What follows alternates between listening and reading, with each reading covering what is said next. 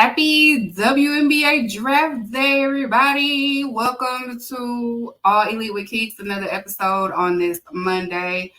Welcome all jackins. This is our type of show. If you are jack off, a jackin, this show is for you today.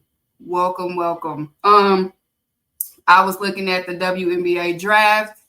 It is a beautiful day for women's sports. It's an evolution. We're witnessing in real time. WNBA is evolving, and it's a good sign for women in sports. It has a different feel to it. You can feel the energy. You can feel this will be different. Like it's the start of something different. And I'm proud as a woman to see evolvement, especially in women's sports. WNBA, the season starting next month. I am a Chicago Sky fan now. So shout out to Chicago Sky. It's been good draft picks. LA Sparks got some good draft picks. Like all the ladies, the whole draft of the 2024, it gave me the vibe of the NBA 2003 draft. So hey Andy, it's definitely something different. I am again ecstatic as a woman to see evolvement, viewership. It was packed. It was sold out at this draft. You saw a lot of people there. Caitlin had her Prada on. People had they look good. Everybody looked amazing. They looked good. The different teams was doing watch parties. They was watching and stuff like that. So we're off to a good start. So it just makes me motivated, and I hope,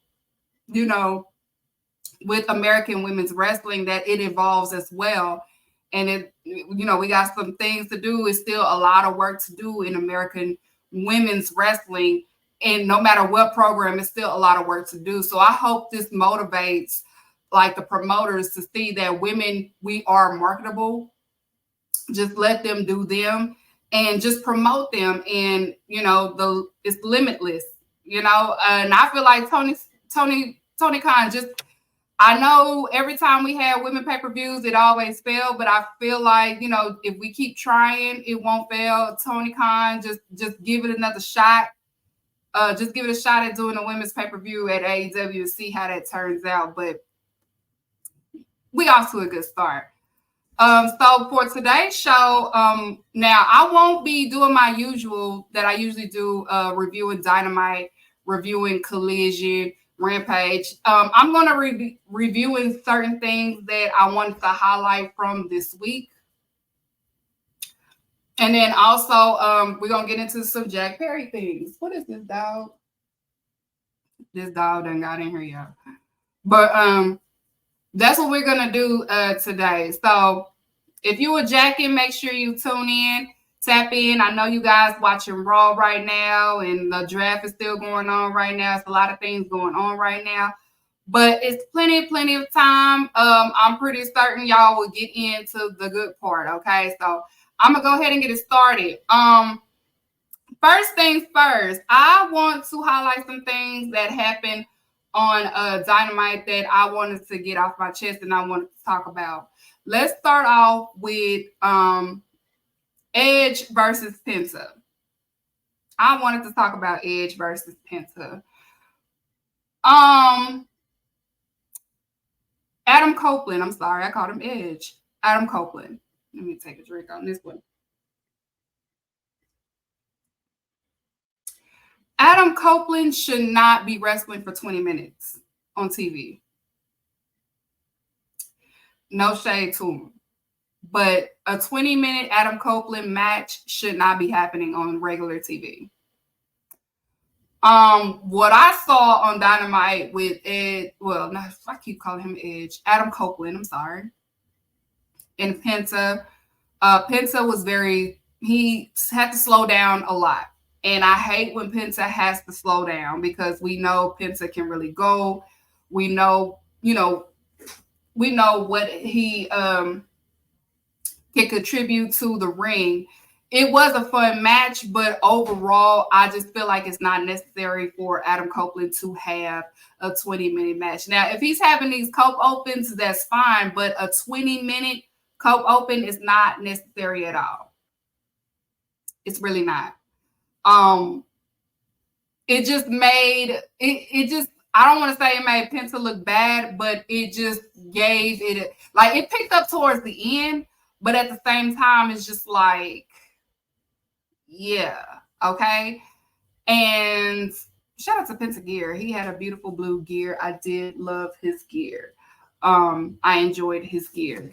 But other than that, it shouldn't be. I'm sorry, y'all. What's going on? Okay, well, tell her to get it. Tell her to get it. Tell her to get him, Hazel. Yeah, no, don't get it. Sorry. Right. Go get your auntie. Tell her to get the dog. Lord.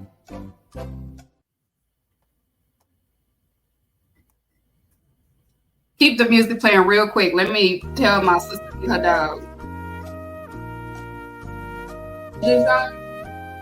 Wait, look.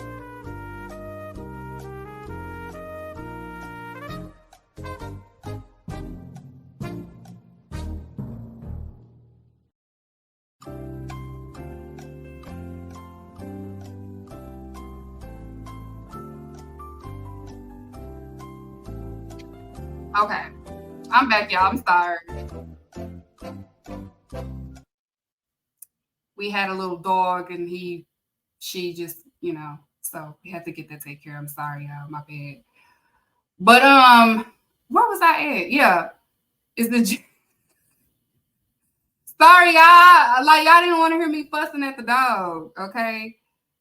She got out and she was just all over the place. But yeah, everybody's tuning in. Welcome, y'all are tuning in. But yeah, as I was saying, if you just now tuning in, I was just saying there's no reason for Adam Copeland to have a 20-minute match on TV. Okay, I don't want to see Adam Copeland wrestle. I know, he's, I guess he's trying to show that he can keep up with the newer talent. He can keep up with different styles. But it's evident that you cannot keep up with Lucha Libre. That's what I saw. Lucha Libre was too much for you. Like, he almost died. Penta chopped him, and we saw Adam Copeland almost got short-winded. Okay? So, obviously, Lucha Libre is not for you. And I know you face Rey Mysterio, but that's WWE Rey Mysterio. That's not AAA Rey Mysterio, okay? You face Penta, okay? And I hate when Penta has to slow down for somebody. So that's just my only gripe. Adam Copeland, just keep the match a good 10 minutes, good 10 to 12 minutes. That's all. Like, you don't need to be doing 20-minute match to prove to us that you are able to, like, I appreciate the effort, but you beating them anyway. So what? You're not really putting nobody over. So I don't get the point. But you don't need to be wrestling 20 minutes. Because then if you keep doing it, then that's when AEW fans are going to start getting irritated. That's one thing about AEW fans. We'll start getting a little bit irritated to things we're starting to see right through. I'm starting to see right through you, okay? So no more 20-minute matches from Adam Copeland. But I do enjoy that he is doing the Cope Oakland. He's allowing people to face him, challenge him, or whatever. But it doesn't need to be 20 minutes.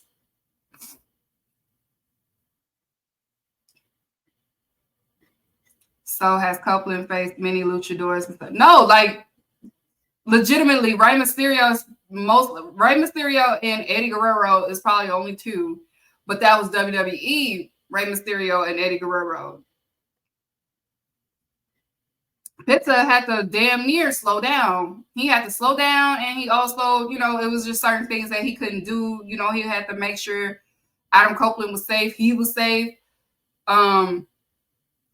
I saw the slowest hurricanrana I ever seen in my life. Like, you know what I'm saying? Like, it was just really, really slow tempo. Alberto saying, Stop naming WWE luchadors because it's not going to count. They got to wrestle like they got to. WWE don't let them do them. So that shit don't count. It don't count at all. They got them doing Americanized lucha, okay? Not where they from. So that shit do not count at all. They have to adjust to them rather than them adjust to the luchadors. That's how they have them wrestling. So just don't count these. Don't count them, okay? Because the Sin Cara now, that's the CMLL Sin Cara, or AKA, he wouldn't be able to keep up with him now, especially if he was in AEW. So Tony Khan doesn't deal with Conan. Conan is not in CMLL. Yeah, it's way different. Yeah, Eddie, he doesn't deal with Conan. He has the partnership with CMLL now. It's just that his wrestlers, it was only 2 now that is at AAA, but they're free to do that. They don't have to. They can't work with AAA or nothing like that. It's just they don't have the same partnership as they once was, but it doesn't stop if they're booked there. Because there's certain wrestlers that's still able to be booked at AAA, but as far as the partnership is with CMLL, because CMLL and New Japan have the partnership together too. So they have that. So, but yeah, Adam Copeland, 20 minutes. It does not need to happen regularly on TV. Like if he's gonna have these matches, at least no more than 12 minutes, 10 to 12. That's it. Okay. Because he almost died. I almost seen him die. Okay. Moving on.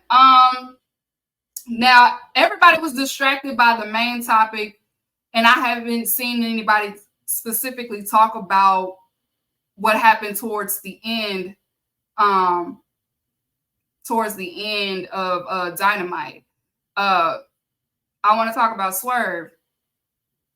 Now, it's Swerve's time, and I feel like at Dynasty, Swerve is going to get that championship. He will be the new AEW World Champion, which will lead into the Swerve era. I say era.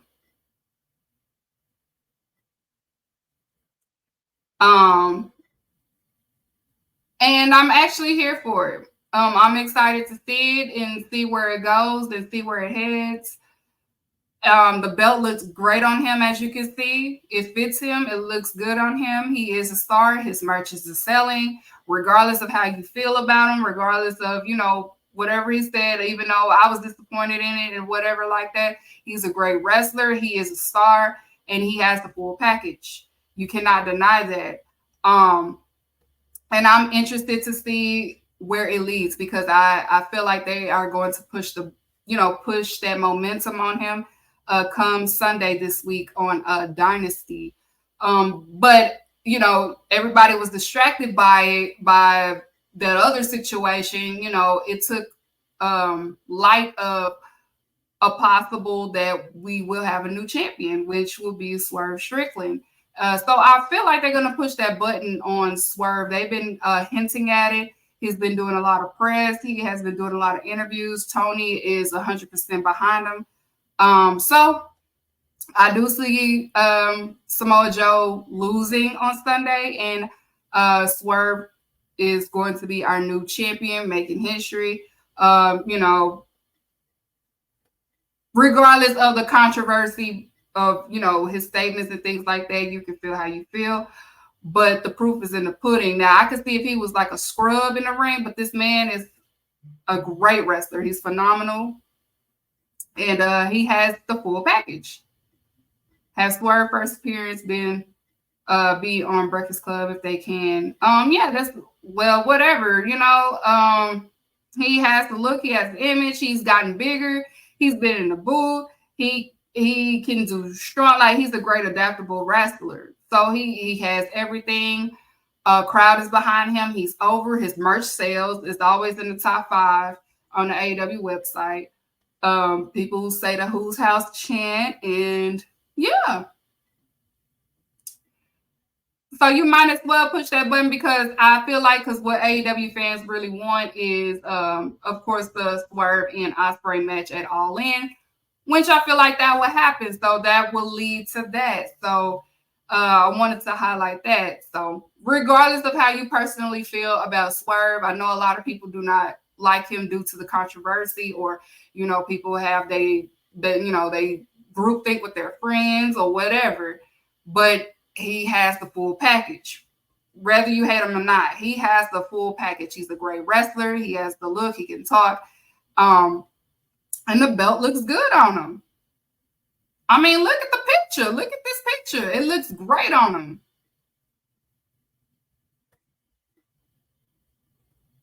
Sorry, the proof is in the pudding. Somebody might get mad. I mean, you might get mad at me for saying it, but hey, it's right there in your face. Top rope, catch a vibe. Yeah, so that's that. And then I also want to talk about the AEW women's division is evolving. It's several stories that's happening, several things that happened this week for the women's division. You have Toni Storm, Mariah May. They have getting really closer. It's it's a little kissing and it's very intimate going on. Anna Jay has been booked and busy. Like, she was on Dynamite, Collision, ROH, Rampage. Like, she has been busy and she has been improving, and she's also been aside with some Stardom wrestlers. So that is a good look for her. I'm very, very proud of Anna Jay. And then Thunder Rosa, she cut a promo, because we know Thunder Rosa is facing Toni Storm at Dynasty. And she cut a great promo. She's very fierce. She said, she wiped the paint off of her face and all of that. So you have that. Deonna Purrazzo making her appearance as well. She don't count her out.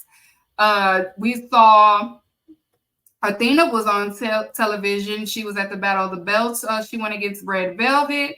And then we saw Red Velvet and Queen Aminata, because Queen Aminata came for the save when Athena and also Billy Starks had jumped her after the match. So if you didn't catch Battle of the Belts, the ladies did main event. It was Athena versus Red Velvet, and that was a good match. I do recommend everybody to watch that. And then Queen Aminata came out with the save. So I don't know, maybe they are going to do their big one with Queen Aminata and Athena. So that looks like a rivalry that is coming up, because Queen Aminata is not over what Billy Starks did to win the women's ROH women's television title.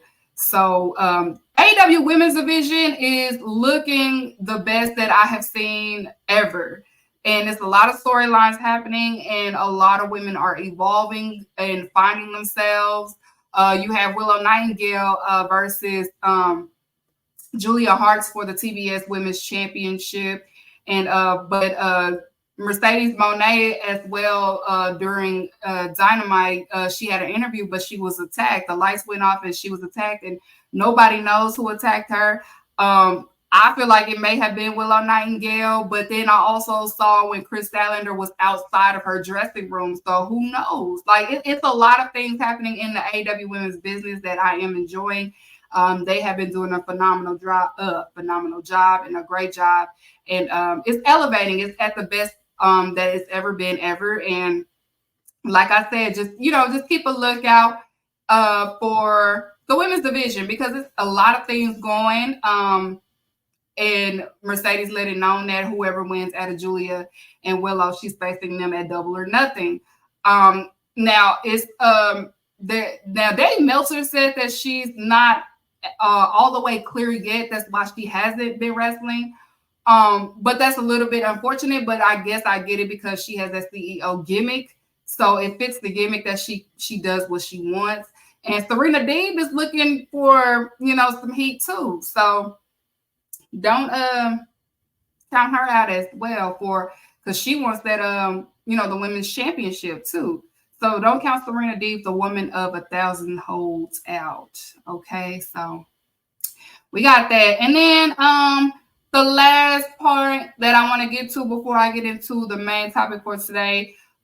This Friday, of course, there was the New Japan Strong event, the pay-per-view, Windy City Riot in Chicago. It was a great pay-per-view, New Japan. It was some AEW stars that was booked for the event. Moxley, the ace of professional wrestling. He is the new IWGP champion. It was a few mixed feelings on it, but I see, because New Japan is in I don't want to say a bad spot right now, but they are in a rough spot as far as that promotion. And we know that Jon Moxley will be a transitional champion for them. It's just to help them get back on their feet, to build up these younger stars so they could be back to what they once were.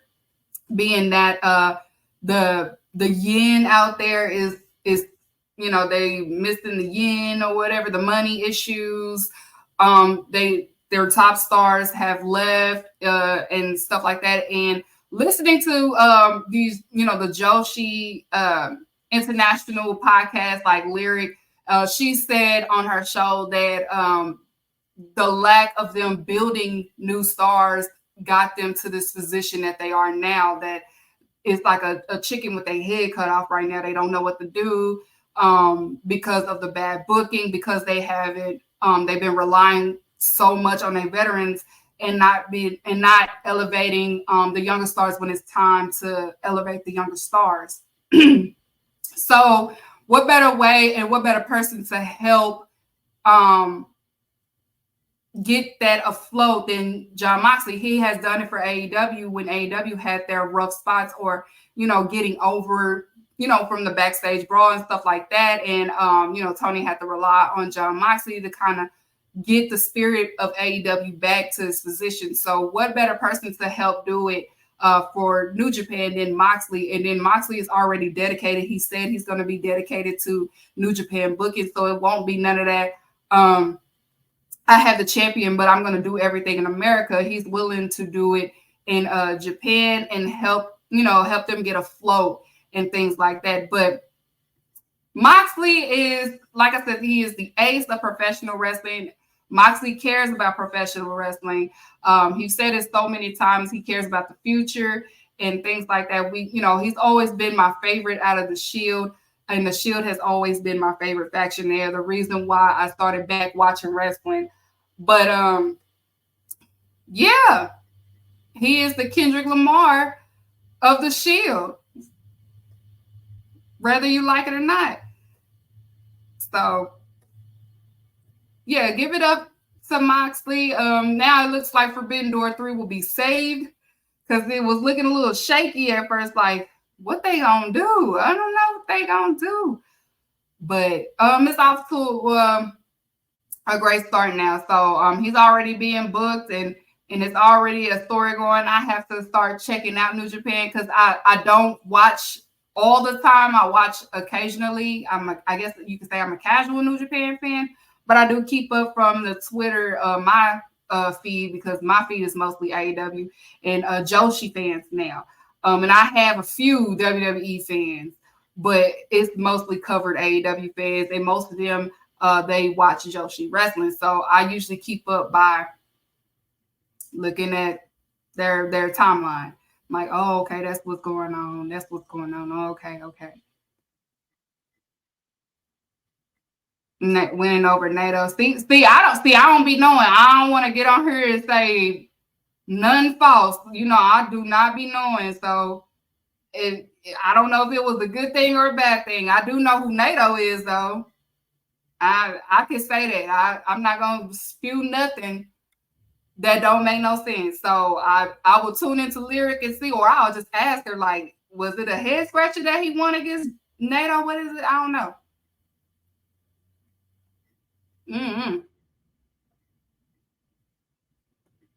I don't think. Yeah. So Forbidden Door 3 should be interesting. It is in Long Island. They had to move it.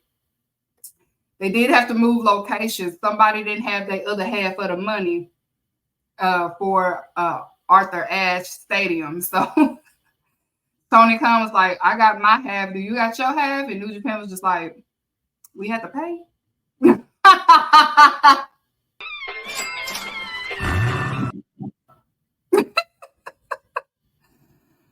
Tony Khan said, oh, I got my half of the money. Tiny Hashi was like, oh, about that.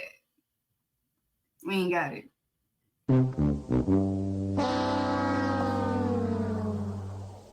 He said, we ain't got it, bro. I ain't got it. I ain't got the 5. I ain't got the 5, bro. So they moved it to Long Island. So it would still be in New York, but it would still be in Long Island. How does TK convince all these companies? Eddie James, you ask a lot of questions. I appreciate it, though. That's something you have to ask him, but he's not trying to mess over the partnership, and that gains trust. Like, I'll use an example for like when Willow Nightingale, when she won the New Japan Strong Women's Championship, even though she wasn't supposed to win, but she won anyway. But she understood that she was just a transitional for it until they figured out what they was going to do.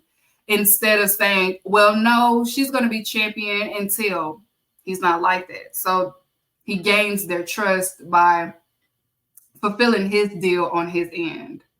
And then he also, thank you. Yeah, he's not trying to invade anybody's property, unlike some people. It's an actual partnership. It's not we gonna be partners, but you gonna do what I say. It's none of that. And that's how it's supposed to be. That's what it used to be. Especially during the territory days. Now you have sometimes some people that was politicking and stuff like that, but that's how it used to be. If you did a partnership, y'all, your guy will win this time, my guy will win this time. It used to be that.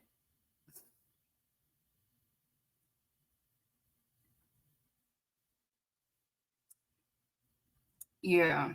So that's how he's able to do that. Like, and not only that, Rocky Romero is now the new VP of New Japan Talent Relations. And of course, he's also in the part of CMLL as well. So he has Rocky Romero. Rocky Romero does a great job. Rocky Romero is the Forbidden Door. Yeah, it's all about respect. Like, you got to remember, Tony Khan is a wrestling fan. He was a wrestling fan first before he became this. You could say that he's a wrestling mark, but sometimes marks are, they respect the business. They respect the tradition of the business. So he understands that. Now, I can say around 2019, no, actually it was 2020 when Mickie Jane was doing that NWA pay-per-view, the women's pay-per-view. Y'all remember that? Now, the New Japan partnership, not the New Japan, but the NWA partnership, that ended because they was kind of taking advantage of Tony Khan's funds. Like, the women's pay-per-view, it was a good pay-per-view. The issue was, the deal was, each person that had their wrestler perform, Empower. Each wrestler that had each promotion from each wrestler, they had to pay their wrestlers at Empower. The problem was the promoter at NWA did not want to pay his wrestlers and didn't want to pay the indie wrestlers. And so what they did was they asked, Tony Khan already paid Red Velvet. It was Red Velvet. It was 2 other people that was booked from AEW on Empower. But he paid his wrestlers already. And then they reached out to him and said, well, can you pay everybody? He paid everybody. Just for Mickie Jane to turn around and say, well, Tony Khan didn't contribute much to it. And that's what kind of pissed him off. Like, I paid the wrestlers because that guy didn't want to pay those women. And I paid those women and more. So that with NWA was out the window after that. And then Thunder Rosa. And yes, there you go. Thank you, Amir. Yeah, it was those three. He paid those three to go to Empower. And they asked him to pay everybody that was booked. And he wasn't supposed to do that, but he did it anyway. Just for Mickey Jane to turn around and say, oh, well, he didn't do this and this and this. And he was just like, actually, I paid and I actually did more than what y'all was trying to pay them. So you have stuff like that. And then Impact, we already know that was, Scott was trying to win over Trips and stuff like that with the whole when Kenny Omega was champion. And Kenny Omega did his job. He had got them more viewership. People, paid the pay-per-view and stuff like that. He got the ticket sales. And then afterwards, they felt like, y'all, why can't some of our wrestlers be booked and stuff like that? And it was just a whole thing. So Impact and NWA is probably the only two that he doesn't kind of care for doing business. It may be different now because Scott is not at Impact anymore. But as far as NWA, most likely not. Yes, Rocky Romero works for AW. I hope we get a it can't it's possible, but the problem is promoters are selfish. Promoters are selfish, and not a lot of people are trustworthy. And being that Tony Khan is a nice guy and he is a wrestling fan, and sometimes, he can be blindsided that, some people are taking advantage of his niceness.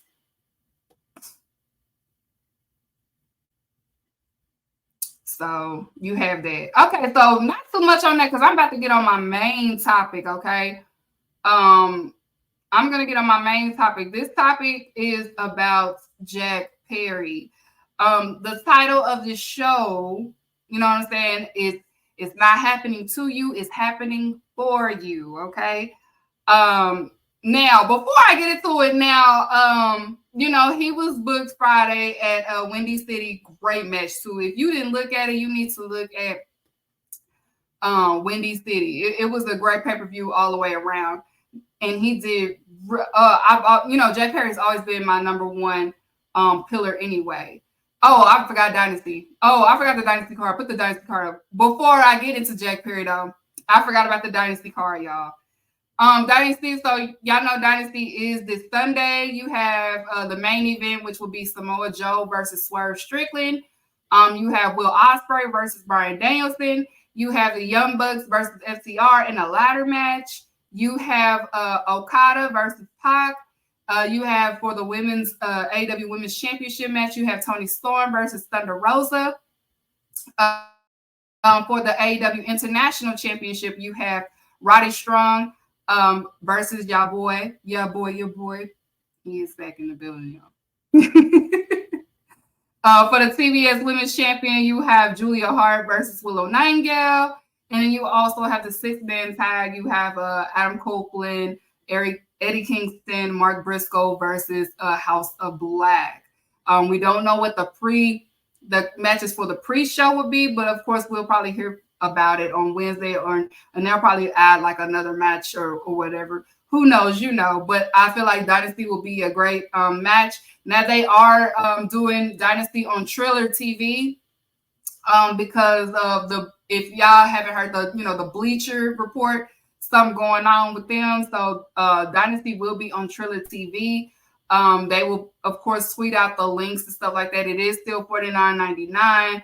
AEW fans, we've been through this for almost 5 years now. We ain't, we don't trip about that shit because we but pre-show is always on YouTube, the buy-ins, and then it will be on Triller TV. So make sure you follow Triller TV and just click the link. Do it from your computer, watch it from your computer. And of course, on my show, I'll do the Dynasty recap on my show. So that is the Dynasty card. I will, and on YouTube. Yes, it is on YouTube. You can also purchase it on YouTube as well. yeah, so you have that. Now my I usually tweet out my who I think will win and things like that. I don't usually do it on my show. I don't have final pickings or nothing like that. I like to be surprised. I like to just go at it and just go in and see for myself. But it should be a great pay-per-view. I'm excited for it. It will be in St. Louis. Yeah, and we finally have two women match on a pay-per-view. I'm happy to see that. I feel like Willow will be the new TBS champion. I feel like Toni Storm will retain. Fuck it, I'm gonna go ahead and do it. Young Bucks, I feel like the Young Bucks will win the tag team championship. I feel like Swerve will be the new AEW champion. Will Ospreay will beat Bryan Danielson. Okada will beat Pac. He will retain. Roddy Strong will retain the AEW International Champion. And then I feel like because Adam Copeland, they will end up beating House of Black. House of Black will lose on Sunday. So there you go. You got it. You got my predictions. Did a mini predictions for y'all, okay? All right, so back to the main topic of what I was saying. It's not happening to you. It is happening for you, okay? So, again, Friday, it was New Japan Windy City pay-per-view. Jack Perry was out there in Chicago. Now, AEW fans, I love AEW fans. They are very funny. They are so funny. And it's a song. It's a jack-off song. And I want y'all to hear it. Can you play it for me, please? Jack Perry, your bitch is too bad. Your dick is too big. Your aura is too powerful. You do everything too well. Your hair is too gorgeous. I'm in love with you, biggest of bros. I am a jack-off. Hey, yo, that was crazy. Hey, yo, that was crazy. Shout out to Chris from Unpurist. It's so funny because Chris from Unpurist made the tweet. And I cannot think of the guy name, but he quote tweeted him this song from his tweet. And I thought that was the funniest. And I told him today, I said, I'm playing that song on my show. That is the funniest shit I've ever heard. I'm in love with the biggest of bro. Like, that is so funny. Y'all want to hear it one more time? Play it one more time. Jack Perry, your bitch is too bad. Your dick is too big. Your aura is too powerful. You do everything too well. Your hair is too gorgeous. I'm in love with you, biggest of bros. I am a jack-off. Jermaine standing uncomfortable. Yo, I was laughing too hard when I heard this on the Twitter. But shout out to Chris because he's the one who made the tweet. But yeah, so shout out to Jack Perry, y'all. Like, the first line I can rock with, the rest is just flat.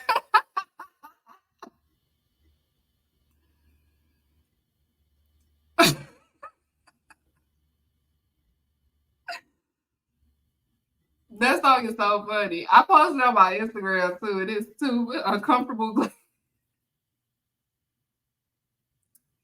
Yeah, AEW fans the funniest. But shout out to Jack Perry. Now, if you did not watch the match on Friday, we witnessed somebody take something that was supposed to be so negative and it worked out in his favor. His merch sold out 4 times. He just restocked it today with a different shirt designs.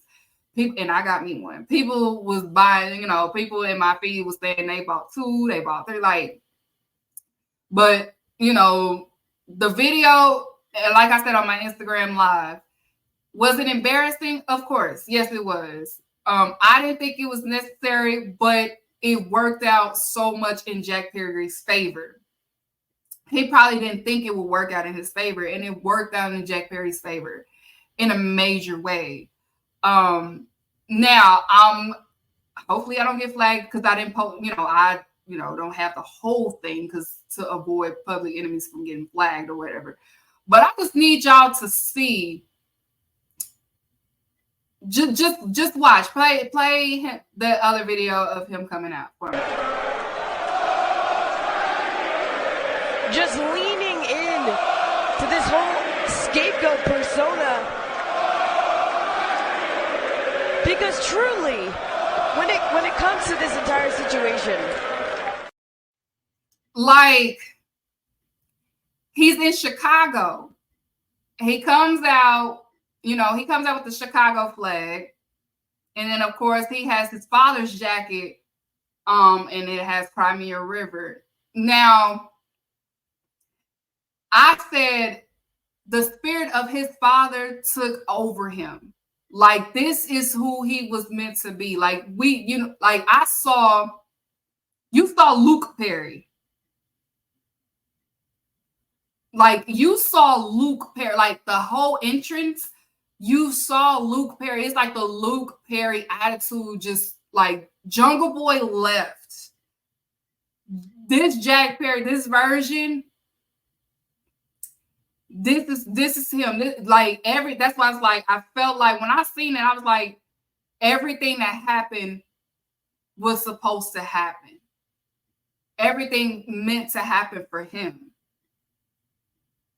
That's why this episode is called It's Not Happening to You, It's Happening for You. Sometimes some obstacles in our life, sometimes difficulties and everything that we face happens for a reason. And I feel like that whole encounter with him and CM Punk, it happened for a reason. And of course, it's most likely probably a learning process on him because, again, Jack Perry is 26 years old and CM Punk is 45. You know what I'm saying? In my opinion, I feel like CM Punk could have handled that differently, being 45. But for some reason, during the retrograde, old folk have been very raunchy, very nasty, and very mean towards the youngins for no reason at all. And I know people just like, yeah, CM Punk a real one. He a real one. The man is 45 years old. Jack Perry is 26.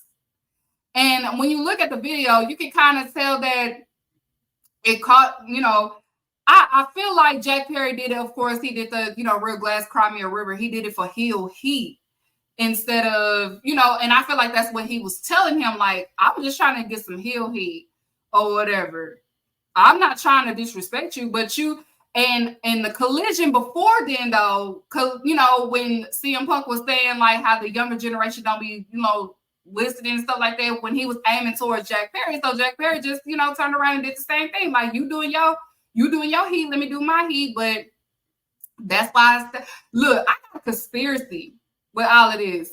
I feel like FTR egged that shit on. Like, I feel like they the messy ones in the room. I feel like they the one who told CM Punk, hey, that youngin talking shit about you and blase, blase, blase, because he walked up to him so angry. Like, he took out, he said he was already frustrated that he wasn't picked up on time and stuff like that. I feel like that was some underlying issues, and he just took it out on Jack Perry. It was just it was just another aggravation that happened, and he just kind of took it out on Jack Perry.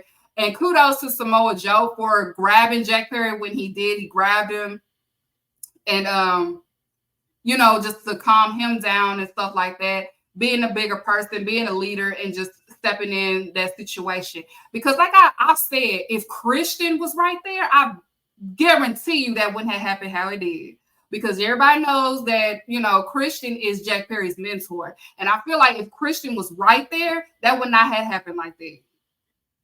Because CM Punk knows who to play with. Because, you know what I'm saying?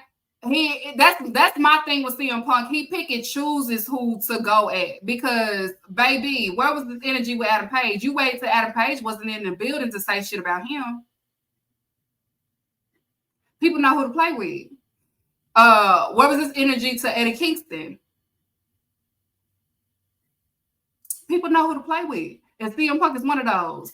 He can pick on people that he feel like won't defend themselves. That don't make you a gangster. That don't make you hard. That don't make you the realest nigga in the room. I see through people like that because I don't like people like that. Okay, and people, oh yeah, he real. No, you not real at all. This dude is 26 years old and you 45, but you ain't do all of that to Adam Page. You ain't do all of that to Eddie Kingston, but you want to do that to Jack Perry. And Adam Page said the worst about you to your face. You ain't do that to Moxley either. Moxley called you fragile. That's what I'm saying. People know who to play with.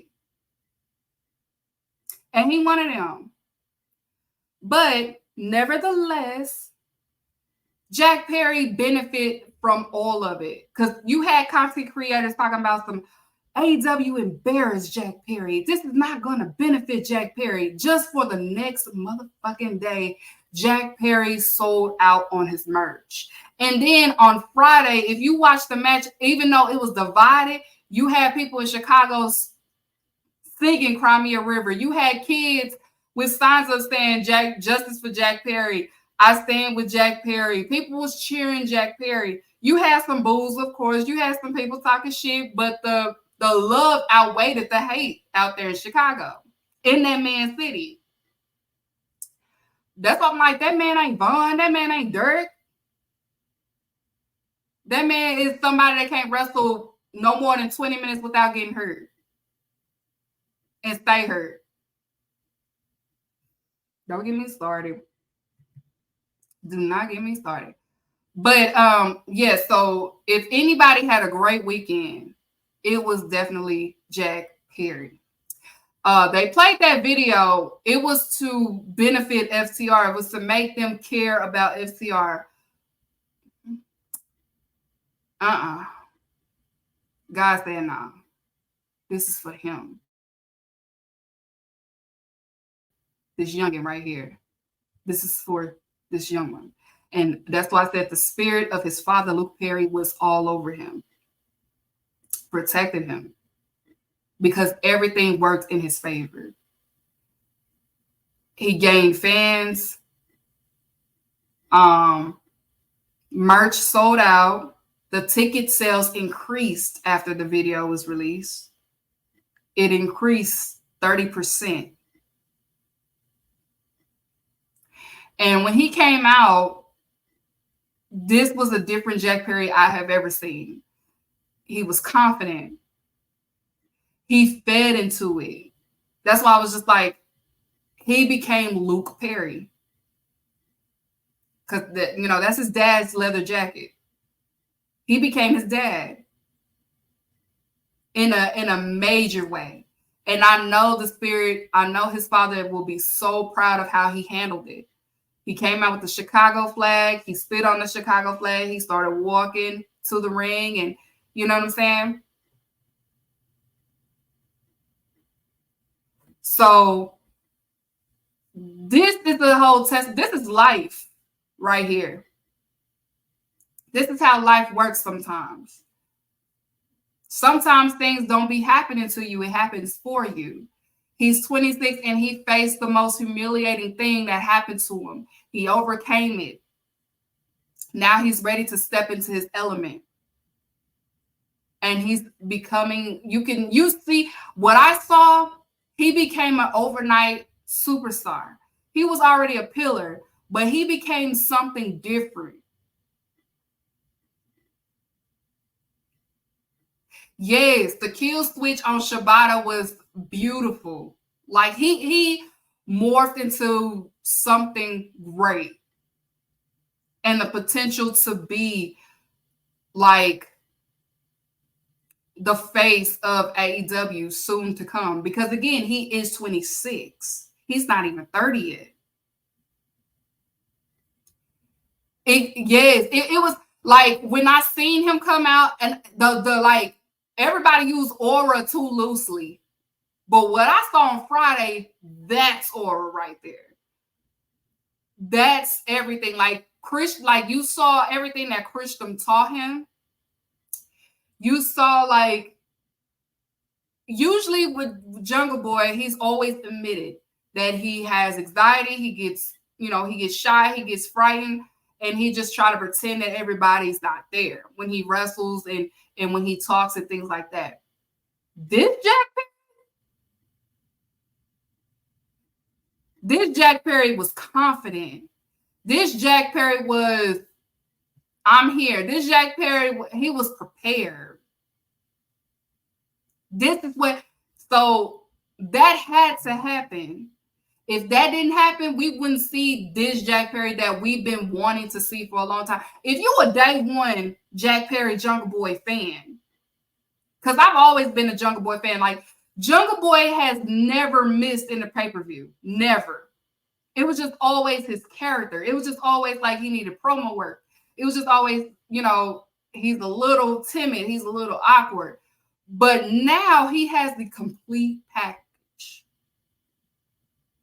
He has the complete package now. And I'm so proud to be a jack off. Jacking. Shout out to the jack offs. We jacking off. We jacking. We are here. He did what he was set out to do. And I loved it. So, of course, he lost the match because, he'd been winning against him and stuff like that. And he lost and things like that. Now, I feel like, the excursion, he's not necessarily done. People have an instant gratification because he did so well on Friday. Now they want more of him. They want him back in AEW. But I don't think he's done in the excursion. Yes, we are called the Jackins. We're jacking off. Yes, we jacking off. Y'all do it all the time. Y'all familiar with it? Yeah. Okay. We jacking off. Yes. We jacking off. The Jackins. But anywho, it's a lot of instant gratification because I feel like he's not done with his excursion run in Japan. Because again, Japan is trying to put, get back, put their footing back into their brand. So I feel like with Moxley being there and then Jack Perry's being there, it's going to help them a little bit because he is part of House of Torture. So I don't think they will just, he will just exit like that. So in my opinion, if he does, then he does. But me personally, I feel like they're not done with him in Japan yet.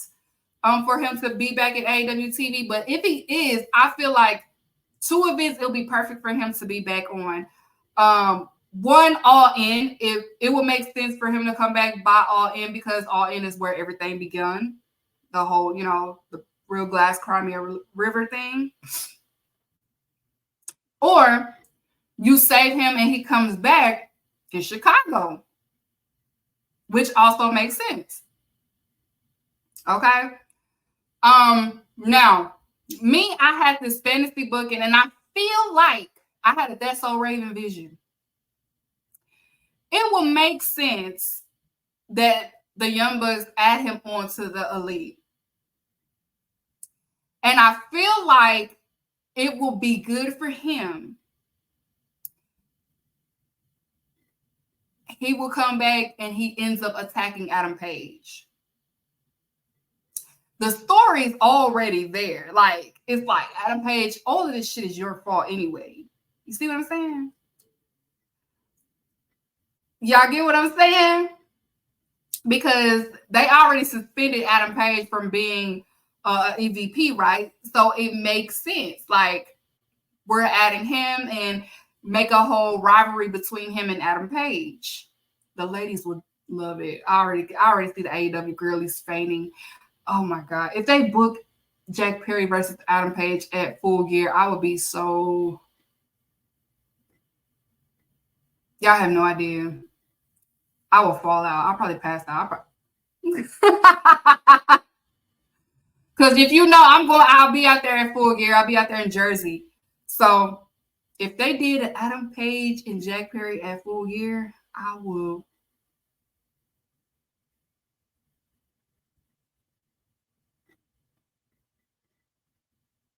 We need Jack to walk into All Out in Chicago with the AEW real. Oh my God, that will be. But here the thing is, though, I don't want him to. I don't want him to keep dwelling on the shit that happened with Punk. Just let him come back out in Chicago. But he doesn't have to, just still dwell on that shit because we want to move past it. And I feel like Jack Perry getting the reaction that he did, getting the ovation that he got, that ended that raft with CM Punk. So that, that no longer has to be correlated with each other anymore because now he's become his own person. He can still do the Cry Me a River gimmick because it works. The scapegoat, it works. But you don't have to hold on to the CM Punk stuff. That shit is over. Like, it did nothing for him. Like, it did nothing because his merch sold. You know what I'm saying? He's over. He's a star now. So he doesn't even have to keep talking about that shit. He can still do the Cry Me a River. He can still have that gimmick and stuff like that. He can have the scapegoat. That works. But as far as, like, throwing shade at CM Punk or nothing like that, that can die. That can be dead. Like, that's done. We done with that old man, okay? We done with that old bitter man. Like, he the one who he's still mad that he, bottomed his stuff down and had to go back to a company that he hated, okay? And, he gonna take that bitterness out on AEW because it's just like, how dare you fire me and stuff like that. The only thing Tony did wrong was suspend Jack Perry for 8 months. Jack Perry did not deserve to be suspended that long or suspended at all because he didn't do nothing to him. He didn't put his hands on him. He put his hands on him first. He pushed him in front of bro. So that's the only thing that I went against, Tony Khan on. Like, if anything, Jack Perry shouldn't have been suspended. He didn't do anything wrong. So that's it. But as far as just like leading on to the CM Punk stuff, he don't even have to do that no more. He ain't got to do that no more. He don't. He's a star of his own now because when he come back to AEW, he's going to get a good ovation. The ovation is going to be there because we jacking off. We jacking off. Okay? But I feel like him starting off at AEW with a match against Adam Page will be the right move to do because Adam Page is the butterfly effect in all of this, and it will be a good callback for him. Like, if it wasn't for you, none of this would have been happened. None of this would have happened because the story is already right there. They could do that. Like, Adam Page was part of the EVP. He's suspended, and then they added Jack Perry as part of the Elite because we know that's what it's going to initially go to. They're adding Jack Perry to the Elite. They've been mentioning him, Young Bucks. They've been in the comments and stuff like that. So it's right there. It makes so much sense. But yeah, and if they do bring him back a little sooner than All Out, All In, or whatever, okay, that's fine. But I just feel like people was panicking, like, no, they should bring him on now because if they bring him on, he's going to lose his momentum. No, he's not. No, he's not, because if he was in the G1 tournament and stuff like that, no, he wouldn't. Because most AEW fans, they look at New Japan too. So he wasn't going to lose his hype or nothing like that because you still got Forbidden Door. Okay? And then after Forbidden Door, you have it's a month after, then you have All In. So they still have plenty of time, and the hype will still be there. Like, he wouldn't lose the hype. Some AEW fans, y'all panic a little bit too much. Y'all panic too much, but I get it because Tony Khan spoiled the fan base, giving the fan base what they want. But at the same time, y'all got to be a little bit patient because I don't think his excursion in New Japan is over with because he's still part of House of Torture. He got people buying House of Torture shirts in 2024, like outselling the Bullet Club. Like, come on. He's a star. He's the future. The other two pillars, they can fight over 3 and 4, but the 1 and 2 is Darby Allin and Jack Perry. MJF and Sammy, y'all can fight over 2 and 3. I mean 3 and 4, but 1 and 2, it could be a debatable. Is out of Darby Allin and Jack Perry, those two. And Jack Perry, he has morphed into who he is meant to be. So everything that happened had to happen. Even though, okay. Everything that happened was supposed to happen for Jack Perry. I hope Jack Perry saw, I hope he, saw the reaction, saw the love. I know he's still going to get some trolls in his, his mentions. People going to still say what they want to say about him. But I hope he saw that he is loved. The love is more than the hate. We don't care about no CM Punk fans.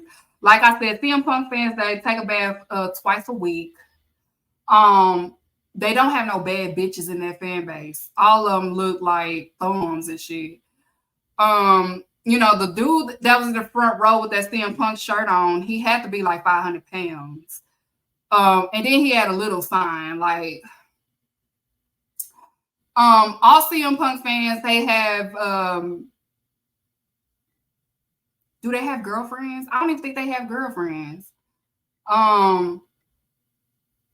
Let's see. CM Punk fans are the types to go to a party and be mad that music is being played at a party.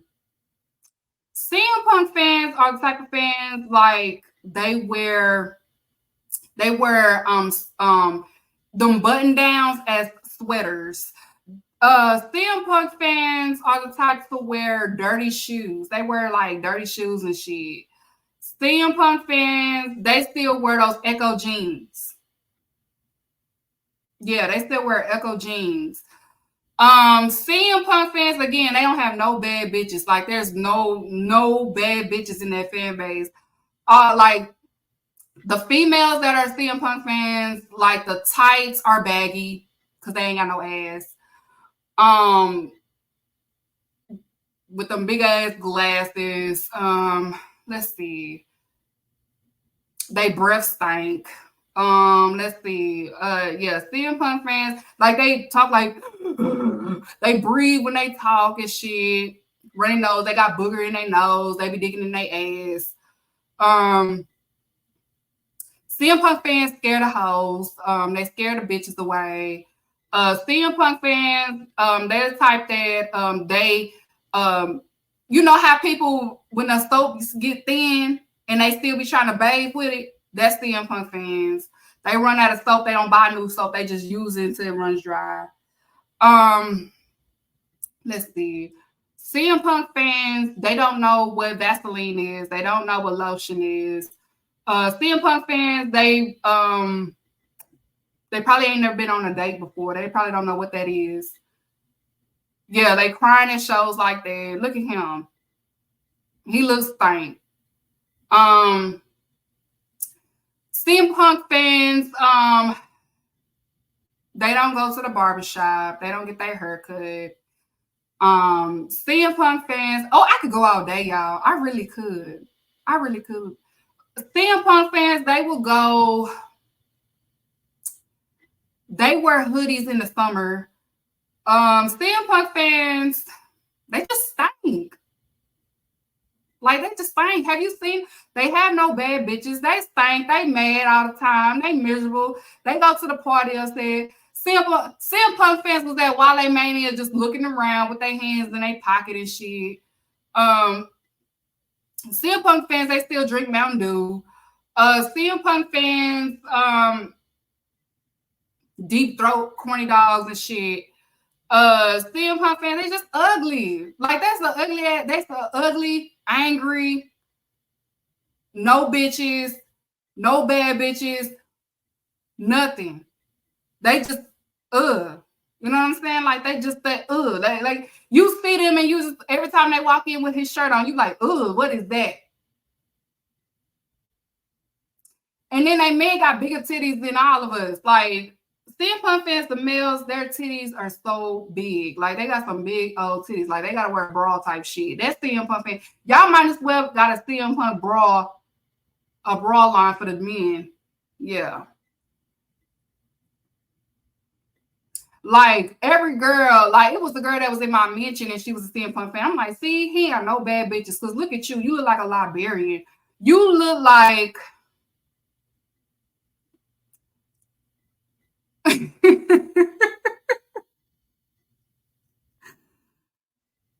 Girl, like, get out of my mansion with your looking ass. That's what they look like. Like, they just,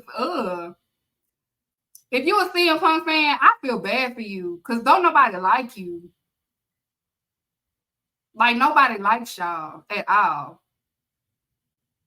And then they mad at us because now they got to be WWE fans and they hate it. Like, nobody told you to stand an old ass dude that can't control his emotions. He need a drink. That's his problem. He needs some weed or something. I ain't never like that. Why he always so fucking angry?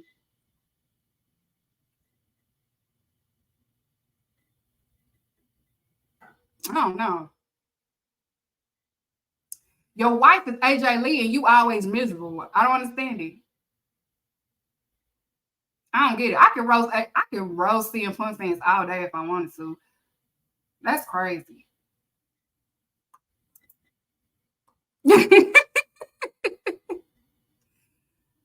I just have to say that. Like, they just so miserable. Like, they always mad. They always miserable. They always angry.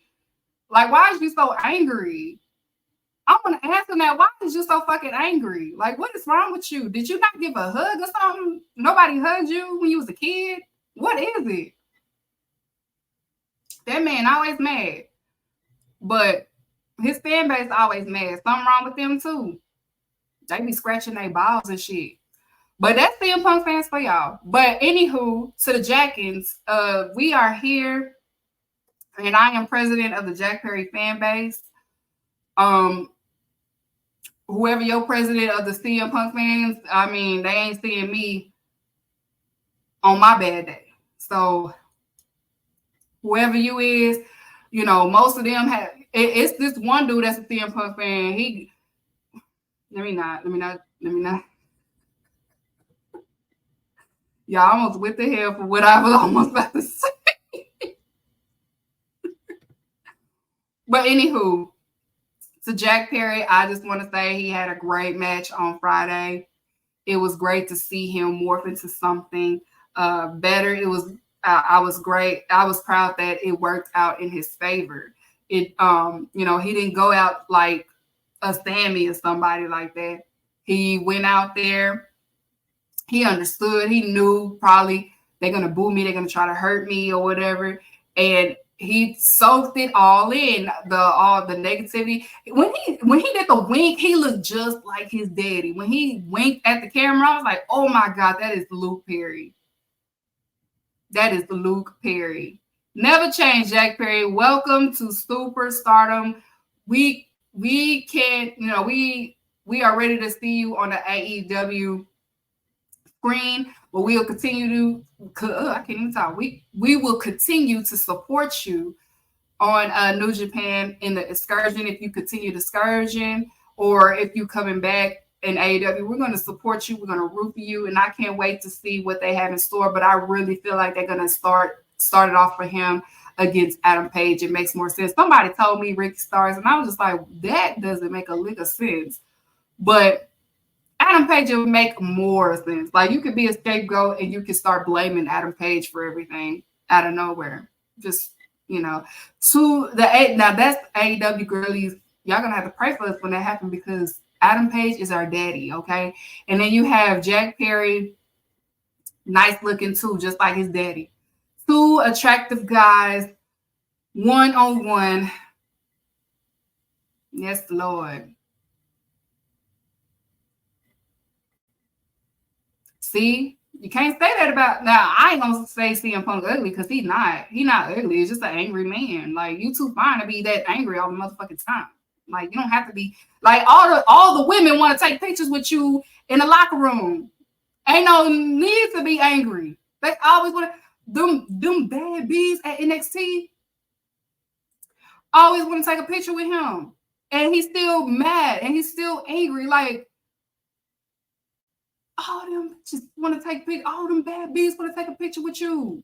You used to cheat. So I'm just saying, like, there is no reason for you to be mad all the time. None. Okay? So, but shout out to all the Jack Perry, the Jackets. Can you play that song one more time for me?